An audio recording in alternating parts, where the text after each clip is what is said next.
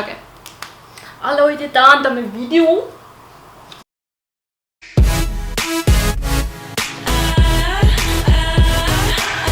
Hello! Tänään mä ajattelin tehdä storytime-videon, koska mä en oo koskaan aikaisemmin tehnyt storytime-videoa ja sitä on pyydetty tosi paljon. Ja mä oon huomannut, että kun mä oon YouTubessa, niin siellä on aina joku storytime niinku ehdotuksissa ja ne otsikot on tosi dramaattisia.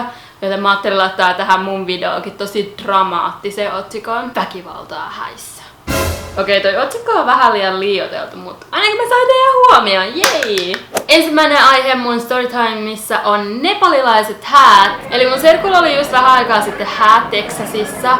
Ja nämä häät oli siis nepalilaiset häät, eli ne poikkeaa vähän sen suomalaisista häistä. Yksi nepalilaisista häätraditioista on se, että morsiammen veli kantaa sulhasen sinne häihin, tai siis sinne jonnekin paikkaan. Sitten toinen traditio on esimerkiksi sellainen, että häiden lopussa sulhanen kantaa morsiammen.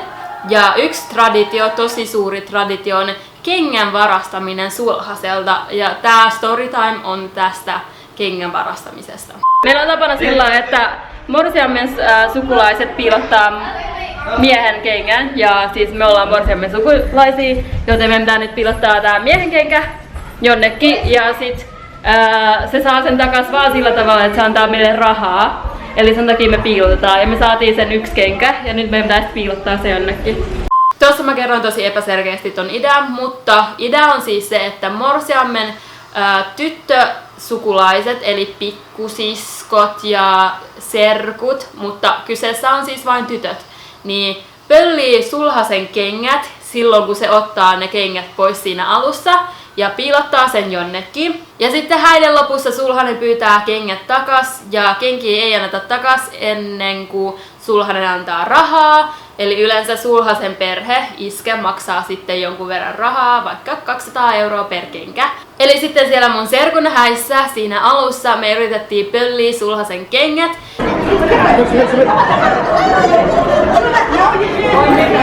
Ja me saatiin vaan yksi kenkä, mutta me saatiin se kuitenkin. Okei, me siis löydettiin tästä temppelistä tällainen huone, missä on tällainen sohva, jonka sisälle voi laittaa tavaraa, niin voi laittaa se sinne. No, ei, mutta se pitää laittaa takas tällainen. Noin. Ja me piilotettiin se sohvaan. Siinä sohvassa oli sellainen joku tasku, niin me piilotettiin sinne sisälle. Noniin, tehtävä suoritettu. Hyvä me. Ja se oli siellä turvassa, kunnes joku meni, meidän sukulaisista meni hakea sen ja sit sulhasen perhe sai sen kengän.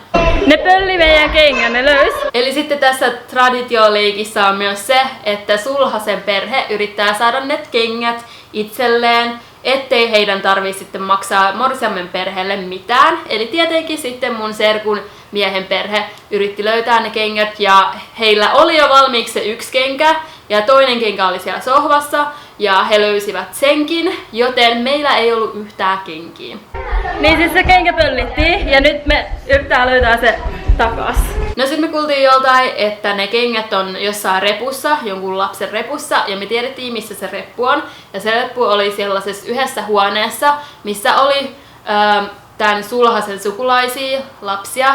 Ja me mentiin sitten mun joukolla sinne huoneeseen. Tää on lukossa! They won't let us in! They won't let anybody in! Doka haluta? Doka halana? Doka halana, mä olen bloggana. Ja me löydettiin se reppu ja siellä oli yksi kenkä. Me löydettiin yksi kenkä. Ottakaa se reppu!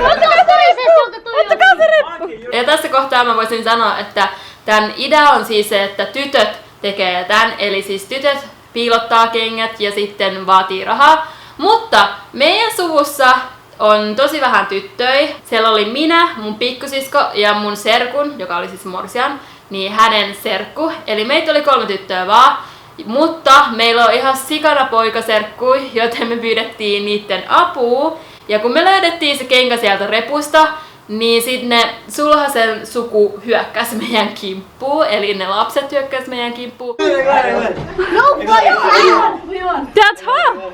Mä olin by the way vanhin siellä, mä oon 20 ja kaikki muut oli niinku alle 16-vuotiaita. Anyways, sitten alkoi kunnon fightti, siis oikeesti kunnon fightti. Ei mitään sillä anna kenkää, vaan kunnon fightti. Mä rekordin musta. Joo vai ei? Joo, ei tarvitse. Älä Nirma! Nirma, älä! Me oltiin siis eri huoneessa kuin muut juhlaväestä ja kukaan ei tiennyt, että me ollaan siellä huoneessa ja me tapeltiin yhdestä kengästä ja se kenkä meni by the way rikki.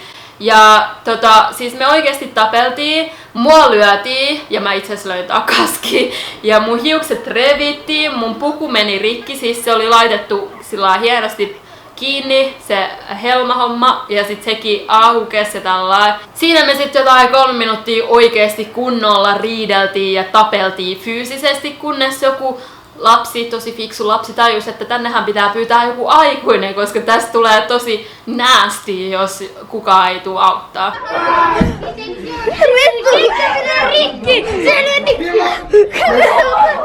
Joten sit mun tähti tuli sinne ja sit se rakesi meille ja sitten me saatiin se kenkä, koska mun täti sanoi, että me tarvitaan se kenkä, joten me saatiin kenkää. Mutta ei todellakaan ollut sen arvosta se tappelu, sillä mun hiukset meni oikeesti pilalle. Ne oli laitettu sillä tosi hienosti ja sit mun se asun helmakin oli laitettu hienosti ja sit sekin repeytyi. Joten ei. No me lopulta saatiin 1 kenkä ja me annettiin se sulhaselle silloin lopussa ja sulhasen perhe antoi meille 500 €, joka jaettiin sillä, että 300 € meni tytöille, eli meitä oli 3 tyttöä, niin jokainen tyttö sai 100 € ja 200 € meni sitten meidän serkuille, pojille. Jokainen heistä sai about 30-40 € ja ne sai siis sen takia noin vähän, koska yleensä tai siis ei koskaan anneta pojille rahaa, vaan toi on niinku tyttöjen juttu. Mutta koska meidän ihanat serkut auttoi siinä, niin me annettiin myös heille vähäsen rahaa. Ja joo. Mun mielestä toi traditio on kyllä tosi hauska, mutta tuolla se meni vähän liian överiksi. Mä myönnän, että mä niinku innostuin vähän liikaa. Mun ei olisi pitänyt oikeasti mennä siihen tappeluun mukaan. Mun mielestä toi idea on kyllä tosi hauska, että pitää pölliä sulhaselta kengät ja sit vaaditaan rahaa. Tässä oli tää video ja kertokaa tonne kommentteihin, ootteko te ollut häissä, koska mä oon ollut vaan 3 häissä ja noin mun serkun häät oli tosi kivat. Ja kertokaa myös, mitä traditioita teidän kulttuurissa on. Eli siis jos te olette eri kulttuurista, niin kertokaa tänne kommentteihin, mitä häätraditioita teillä on. Ja jos te olette ihan suomalaisia, niin kertokaa myös suomalaisia traditioita, koska mä en tiedä tai mä en nyt saa päähän mitään suomalaisia häätraditioita. Mutta joo, haluaisitteko myös nähdä lisää tällaisia storytime-videoita, koska mä voisin kertoa vaikka mun interrailista jonkun storyn, kun mä riitelin jonkun ranskalaisen naisen kanssa junassa, tai sit mä voisin kertoa, miten mun ajokoe meni, koska me jouduttiin auto-onnettomuuteen. Ja joo, sellaisia tarinoita olisi kerrottavana. Laittakaa peukut ylös, jos tähän tulee 3000 tykkäystä, niin mä teen sitten seuraavan Storytime-videon. Bye bye!